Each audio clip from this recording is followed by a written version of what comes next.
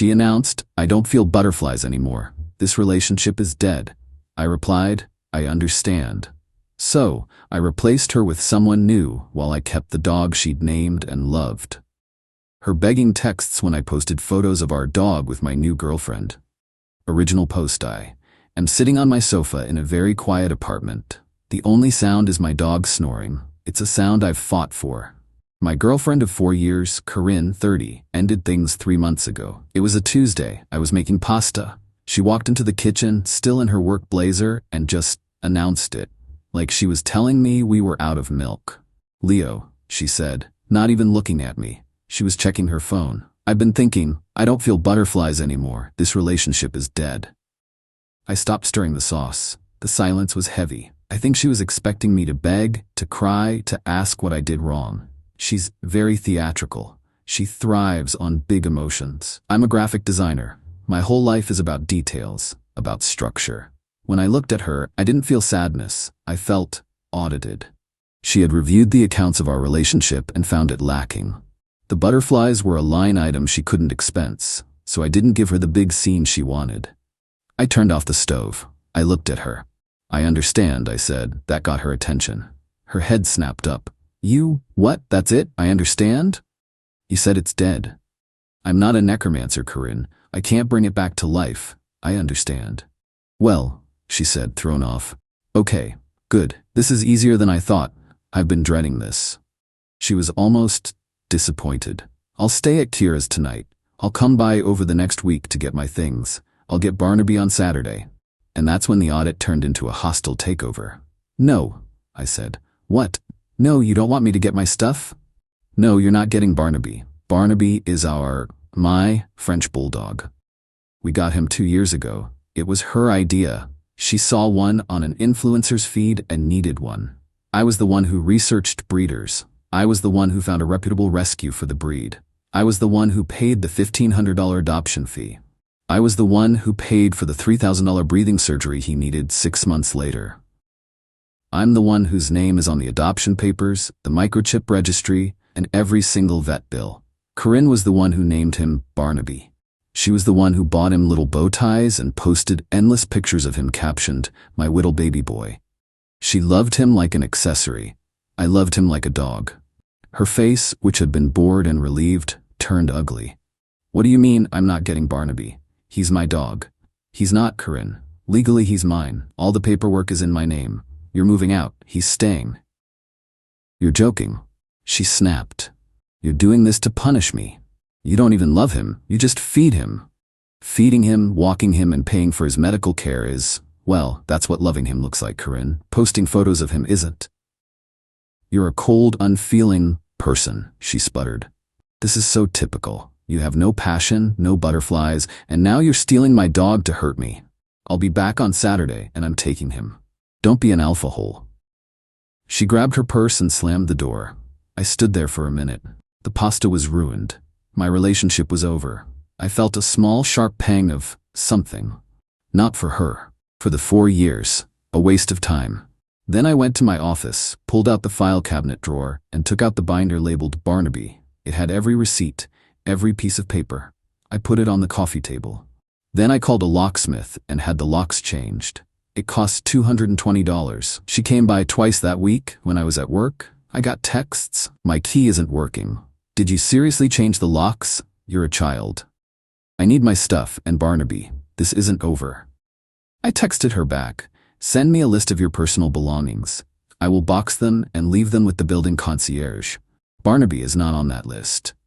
She sent me a list. It was long and entitled. It included the 65-inch television, which I bought, the espresso machine, a gift from my parents, and all the good towels. I replied, "I am packing your clothes, your makeup, your books, and your laptop. The TV and espresso machine are mine. The towels are communal property and will be staying. I've boxed your items. They are with the concierge. Do not come to my apartment again." The last text I got from her was, "You will regret this, Leo.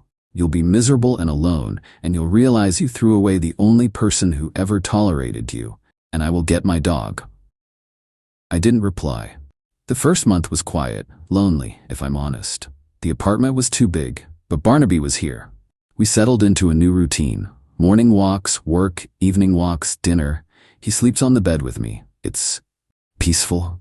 Meanwhile, Corinne's Instagram was not quiet. She was living her best life. Within 2 weeks, she was posting pictures with a new guy. Alistair, a finance bro, the kind of guy who wears a Patagonia vest over a dress shirt to a bar. They were at rooftop bars, at exclusive pop-up dinners, on a weekend trip. Her posts were all about finally feeling those butterflies and when you just know.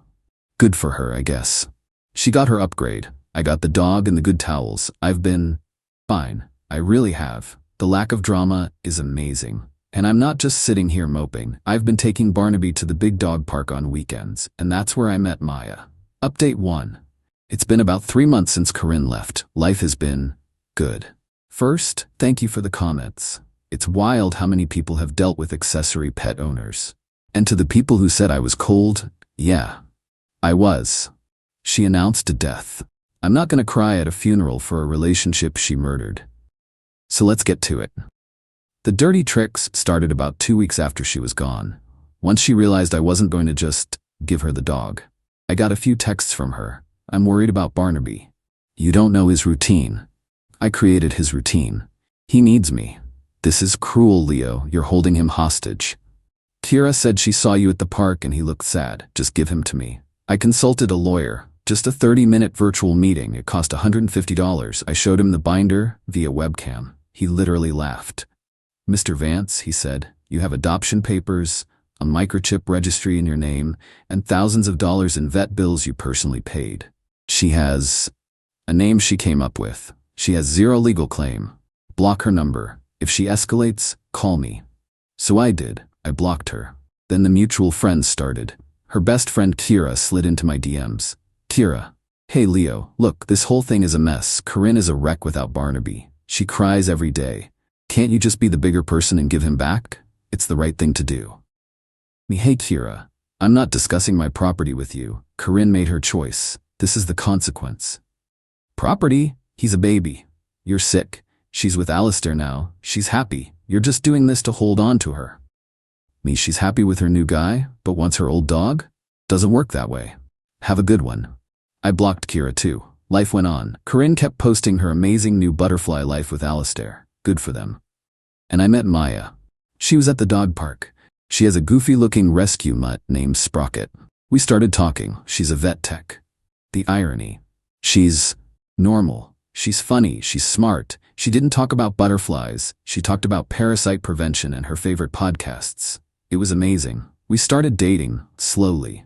I told her the whole story. I thought she'd think I was a jerk. Her response? So you established a boundary, defended your legal property, and removed a toxic person from your life? And you love your dog? Okay, what's the red flag? Last Sunday we were just chilling at my apartment. It was the first time I'd had her over. She and Barnaby hit it off immediately. She knows the exact spot to scratch a Frenchie, right above the tail. Barnaby was in heaven, snorting and rolling around. I was just happy. Genuinely, uncomplicatedly happy. So I took a picture. It was a great photo. Maya was sitting on my floor, laughing. Barnaby was on his back, paws in the air, grinning his goofy bulldog grin. I posted it on Instagram. It was the first thing I'd posted in months. My caption, Happy Sunday with my 2 favorites. I knew Corinne still followed me. She's the type who would need to watch me be miserable. I knew she'd see it. That was the point. It wasn't a smear. It was just the truth. I was happy. My dog was happy. My new girlfriend was great with my dog. It took exactly 11 minutes. My phone, which has been blessedly quiet for weeks, lit up. Corinne must have realized she was blocked because she was texting me from Kira's phone. Who is that? Who is that woman in your apartment? Is that Barnaby? How dare you? How dare you let another woman touch my dog? You're doing this to hurt me. This is sick. You got a new girlfriend and a new dog just to make me jealous. I had to laugh at that one. A new dog? Ma'am, that's the dog you abandoned. She's probably allergic. She looks like she's allergic. Leo, I'm serious. This isn't funny. You're traumatizing him. Then the tone shifted. The new relationship post didn't make her jealous of me. It made her possessive of the dog. She realized she hadn't just been replaced. Barnaby had replaced her. Kira's phone. Leo, please, I'm begging you. I miss him so much. He's my baby boy. I'll pay you for him. How much? $1,000? This is wrong. She doesn't love him like I do. You don't love him like I do. You're monsters. Kira's phone. I'm coming over. I'm getting my dog. I just screenshotted every text and sent them to my lawyer with the message, escalating. What now? He replied, save them, don't reply. If she shows up, do not open the door. Call the police. I blocked Kira's number. Maya looked at me. You okay? Yeah, I said, putting my phone down. I think I'm great. And I was. The panic, the entitlement, the sheer desperation in those texts. It was the final, pathetic fizzle of the butterflies she was chasing. She didn't want the relationship. She just couldn't stand that I was happy and that her favorite accessory was happy too. Without her. Final update. It's been 2 weeks since my last update. The Happy Sunday post really broke her brain. The desperation went from 100 to about 1 million. The texts from blocked numbers, probably burner apps, were constant for a few days. I see your car. I know you're home. Bring me my son. You're a sociopath. Alistair says he'll sue you for me. He's a finance expert. I'm not sure how finance helps with a dog custody case, but okay. I ignored all of it. I just kept saving the screenshots. Maya has been amazing. She's been staying over more often, partially for moral support and partially because, as she put it, I really want to see this dumpster fire in person. She got her wish. Last Wednesday, I was coming home from my evening walk with Barnaby. It was dark, around 8 p.m. As I got to my apartment door, a figure stepped out from the stairwell. It was Corinne. She did not look like her Instagram feed. Her hair was a mess, her makeup was smudged, and she was vibrating with rage. Leo, thank God, I've been waiting for an hour. I just stopped, keeping Barnaby on a short leash behind my leg. You need to leave, Corinne. You're not welcome here. Don't be like that, she said, trying to smile. It looked like a grimace. I'm not here to fight, I'm here for Barnaby. She held out her hands, using that high-pitched baby voice she always used. Barnaby, come to mommy? Did you miss me? Did you miss your real mommy? Barnaby, bless his simple, beautiful soul, just looked at her. He tilted his head. Then he looked at me, let out a little snort, and hid more firmly behind my leg. He didn't just not go to her. He actively rejected her. The grimace on Corinne's face froze. The rejection from the dog was something she had not prepared for. He's just confused, she stammered. You've turned him against me. I haven't done anything, Corinne, I said, my voice flat. I just take care of him. He knows who his owner is. I am his owner, she shrieked. I named him. I love him. You love the idea of him, I said, finally letting it out. You loved posting pictures of him. You didn't love walking him in the rain. You didn't love when he ate a sock and we spent all night at the emergency vet. I was the one who paid that $2,000 bill, not you. You didn't love cleaning his face folds or taking him out at 3 a.m. when he had an upset stomach. You just wanted the cute parts. You don't get to abandon the relationship and cherry-pick the dog. You asshole. She lunged. She wasn't lunging at me. She was lunging for the leash. I'm not a big guy, but I'm not small. I just sidestepped and pulled Barnaby back. Don't touch my dog, Corinne. He's my dog. Give him to me. She was crying now. Big, ugly, messy tears, the kind she hates. I'm calling the police, I said, pulling out my phone. You wouldn't dare. They'll believe me. I'm a woman. I'm crying. They'll see you stole my dog. This was the realism I was waiting for. She fully intended to use the system against me. Go ahead, I said.